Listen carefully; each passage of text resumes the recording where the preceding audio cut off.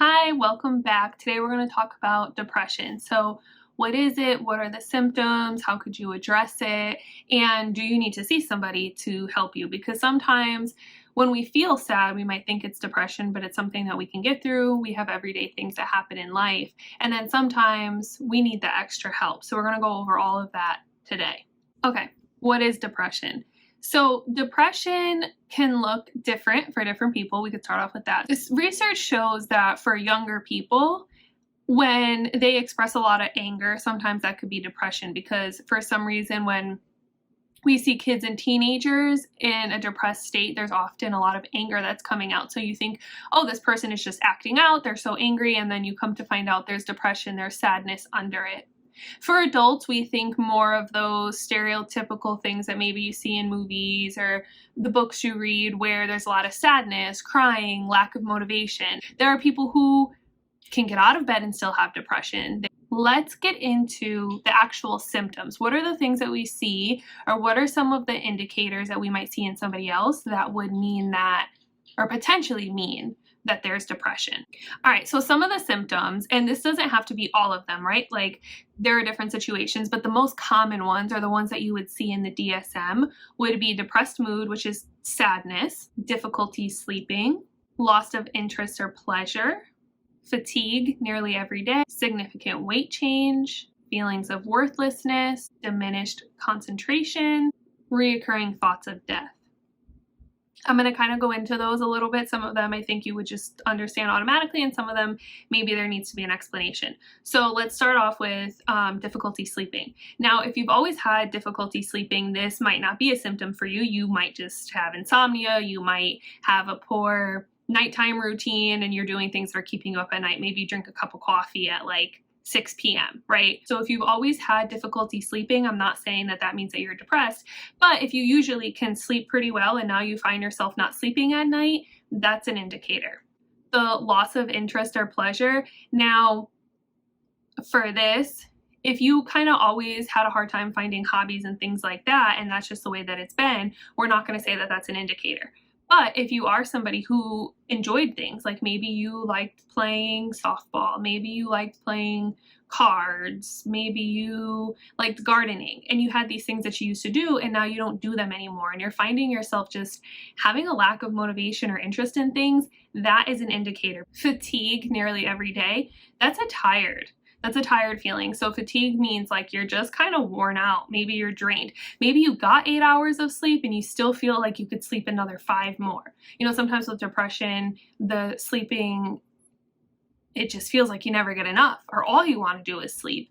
And that's the mental illness part that's like kind of taking over and draining you and maybe makes you feel defeated or like you should give up or it's not worth trying. And so you just kind of lay in bed, you don't find motivation in anything, you don't want to go out and do the things you usually do. So if you're just feeling very fatigued and drained all the time, it could be an indicator. Now again, we're talking about somebody who didn't used to feel this way, and now you're noticing that, yeah, you're fatigued all the time, and maybe you didn't do much. Like I said, maybe you slept for 8 hours and you still just feel like, I don't want to get out of bed.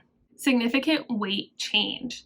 Now, sometimes people automatically think that means weight loss. Like if you're sad, a lot of times people like won't eat. Like you just feel like, oh, I don't have an appetite, my stomach's upset, things like that. But it could be the opposite as well. It could be weight gain, because sometimes people, like how we call comfort food, sometimes people find comfort in eating, or maybe they have nothing going on during the day and so you get bored and then you want to keep snacking, or you're watching TV a lot because you have nothing to do or you don't want to get out of bed, so you're snacking in bed on chips. And it could, basically what I'm getting at is it could be weight loss or weight gain.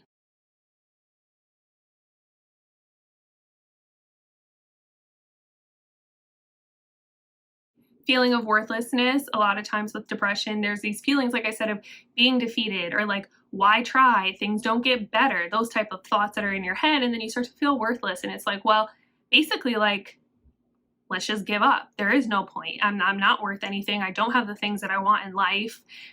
Nothing's working out for me. And so maybe I'm just worth nothing and it's not worth me fighting. Diminished concentration.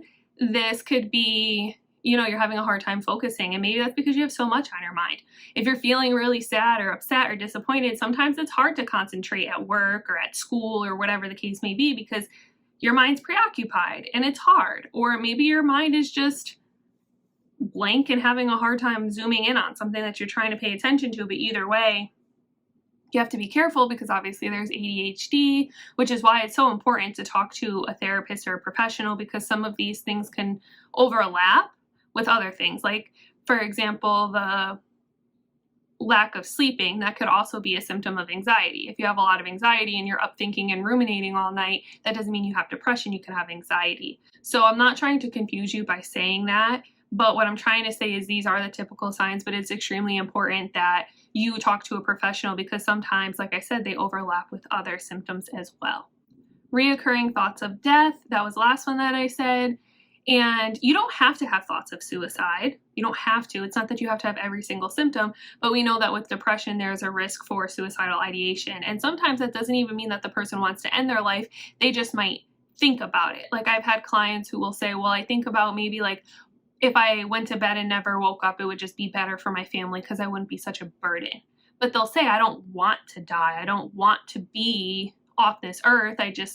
I feel guilty maybe that I'm a burden to other people. And so I have these thoughts of maybe it would be nice if I didn't wake up, but I'm not gonna hurt myself. So it could be actual thoughts of hurting yourself. It could be thoughts of just wondering and not wanting to hurt yourself, but the thoughts are still there and they come up.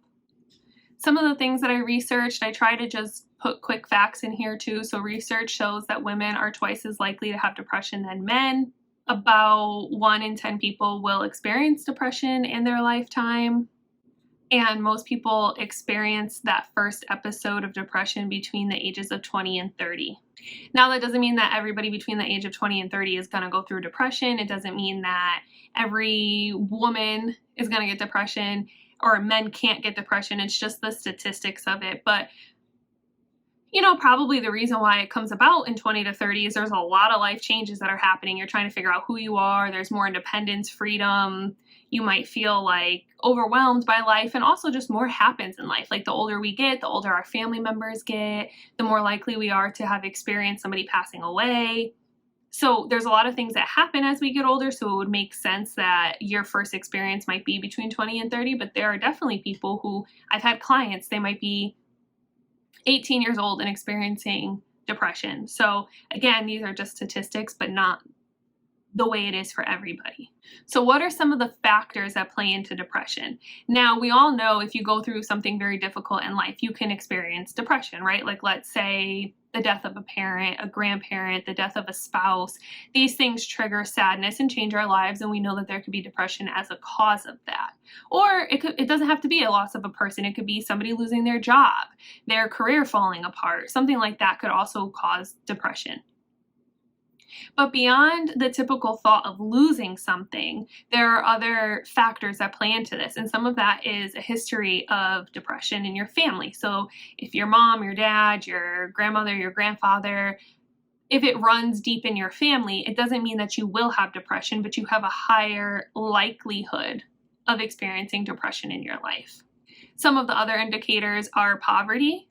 And that's not to say that everybody that is poor is depressed. I know a lot of people who are happy with what they have, but especially in today's day and age, like, everything is so expensive right now. So it's harder to live life and get through life and take care of everything that you need to if you don't have a lot of money. How do you pay to put gas in the car when gas is so expensive? Groceries are so expensive. So when you can't afford certain things, it brings a lot of extra pressure, and that extra pressure can make you feel defeated, disappointed, that you're a burden to other people. So poverty is one. Unemployment, like I mentioned, is another one, because if you spend a lot of time in your career and then you lose your job, you might lose a sense of purpose, and everybody needs purpose in their life. So losing a job, or if you're just trying really hard to get a job and the market's difficult and you can't get in, like, eventually that wears on you. Social isolation is another one. If you're feeling lonely, you feel like you can't connect with people, or maybe you live somewhere that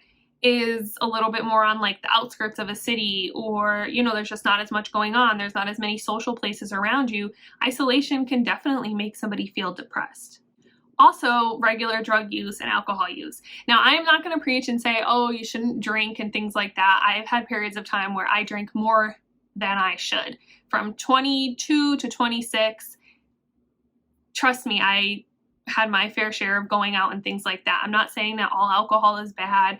I'm not preaching at anybody, but alcohol is a depressant.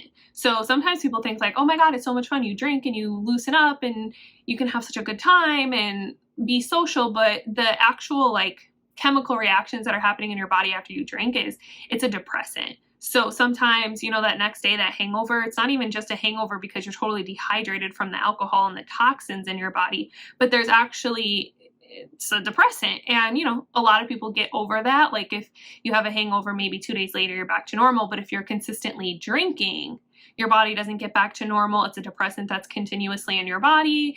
And there's so many other things I can go into when it comes to alcohol and drugs, but you have to be careful with how frequently you're using what you're using and how much it's impacting you, your mood, your situation, and everything like that. Okay, so the question becomes, how do you take care of depression? How do you deal with it? Now, you can obviously go to therapy. I'm going to suggest every single time that you at least have a consultation. You don't have to commit to going like for a year, 2 years. You don't even have to commit to going 6 months or 3 months. Just, I would consider having a consultation and talking to somebody. So therapy. A lot of people use CBT, cognitive behavioral therapy. It helps connect your thoughts with your mood and your behavior, because a lot of times if we're having difficult thoughts, putting ourselves down, that affects the way that we act. It affects the way we make decisions. Like there's a lot of patterns that are going on there. So CBT often tries to help somebody address the thoughts in their head, and then as a result, changes actions and behaviors and things like that. CBT is helpful because it has a lot of research behind it. It's considered an evidence-based practice. There's so many studies showing the effectiveness of it. Now, you have to be willing to make change for it to be effective, because you can go to therapy and have the best therapist in the world with the best techniques, but you know, if you're not following through, it's not going to help at all. So if somebody is genuinely going to therapy and trying to work through the thoughts and the feelings that they're having, it is a very good practice to use. However, it's not the only practice to use. And then, of course, there's also medications. You could see a psychiatrist, a doctor, and they could prescribe you medications and antidepressant that increases the level of serotonin that's in your body, which helps decrease the feelings of the depression. Now, the thing about medication is that it doesn't work overnight. Like if you see a doctor and you start taking your medication, you can't expect that you're going to wake up the next day and everything is going to be okay.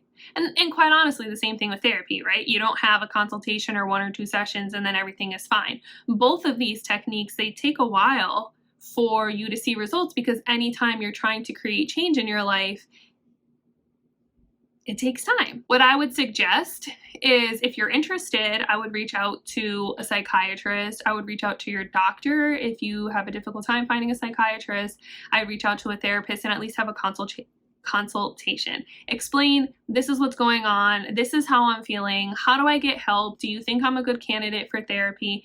And work through it. You can go on Psychology Today, and they have a lot of filters on there. So if you have a certain type of insurance, you could put like, you know, who provides this type of insurance within 10 miles from me, or whatever the case may be. If you don't have insurance and you need a sliding scale, you could pick somebody who has a sliding scale. There's so many different filters and options. If you want a male, a female, you can also call your insurance if you have insurance, and you can ask for a list of providers and they can email you one, and you know, it'll say their name, their credentials, and if they offer online or in person or whatever the case may be. So you can call your insurance as well.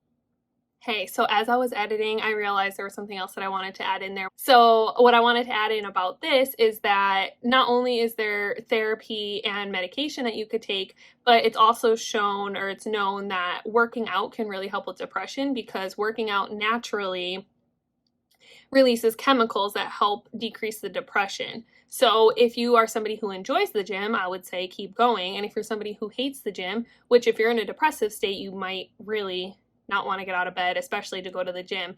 But even if you're not going to the gym, like go outside, go on a walk, get out in nature, those type of things are helpful too, because like I said, it releases those chemicals, and it also gets you out of the environment of staying in bed. It gets you to move your body around, get rid of some of those feelings. Nature is extremely helpful. Being in nature is just for me anyways, and for a lot of the clients I've had, it's so helpful. So I don't want to only make it just about like the evidence-based practice of CBT and therapy and antidepressants. You can also do things on your own, like I said, such as working out and releasing those chemicals to help yourself. Okay, back to the video. If you're struggling with depression, I'm not going to get too preachy in this because I just wanted to give like statistics and facts about what is depression and the symptoms and things like that. But if you're going through something, just know that everybody goes through things and you're not alone. There are people that want to help you, that want to be there for you. It's okay to say you're not okay. Nobody is perfect. No human is perfect. We've all been through different things that have really taken a toll on us in life. And so asking for help is not a weakness, it's a strength. And I hope that if you're in a position where you're watching this video and you're feeling like life has just really gotten you down and you don't know how to get yourself back up, there are ways to get yourself back up. And I hope that you search them out and that you find the answers and connection that you need and the help that you need. With that being said, I am going to let you go until our next video. Thank you for watching, and I hope you have a good rest of your day. Thank you.